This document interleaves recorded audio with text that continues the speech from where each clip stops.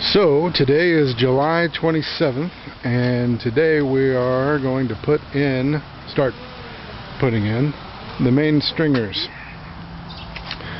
So I've done a couple of things a little bit differently than what was original. Let's see if you can see that there. Down there you can probably see that the main stringers had a jog in them right as you exited the engine compartment. Well, I'm going to eliminate that because I don't like what that does to the stiffness. I want to make this as stiff as possible. So these stringers are really tall at the moment, but they'll be cut down to size. And the reason why they're so tall is they need to be taller up towards the bow. So it can support the cabin insert, which is going to go in here, but right around this section right here, these are going to get cut down really low because the cabin insert goes really low. So most of this part right here is going to be gone.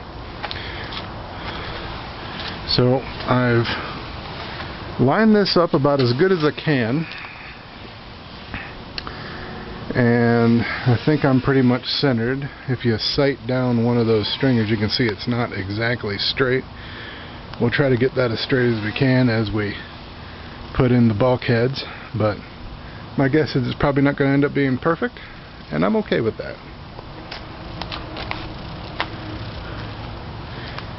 So I made these spacer pieces.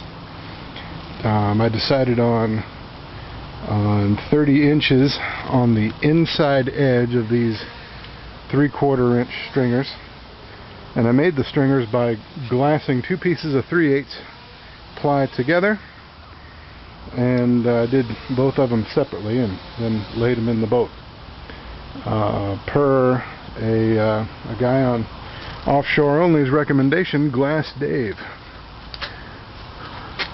So Glass Dave, if you're out there, thanks for the pointers. The stringers are supported right now on the little pink foam blocks. That it's the same foam that I made the templates for the stringers out of. And so that I got to adjust that one right there. So no portion of the stringer is touching the hull. We're going to fillet that in with some cabosil, and I'm going to get started by filleting in along the transom here. So a decision that I made along the line is right along where the fuel tank is. I decided to compartmentalize that off. I'm going to do running the tubing down the bottom of the keel and using that for drainage, but I'm not going to allow any excess drainage into the fuel compartment. I'm going to leave that separate. So like I said, the stringers before, they had a jog. They went from 30 inches on the inside to around 25. It was about a 2.5 inch jog on either side. So the reason why they did that, well, one of the reasons, is that the fuel tank is that wide, and it's spaced in to hold the fuel tank securely.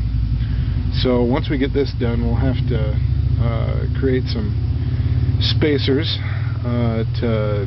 to hold the fuel tank in, keep it from flopping from side to side. And then I have to figure out some way to hold the fuel tank in place. I'm not too keen on pourable foam. This is a poly tank,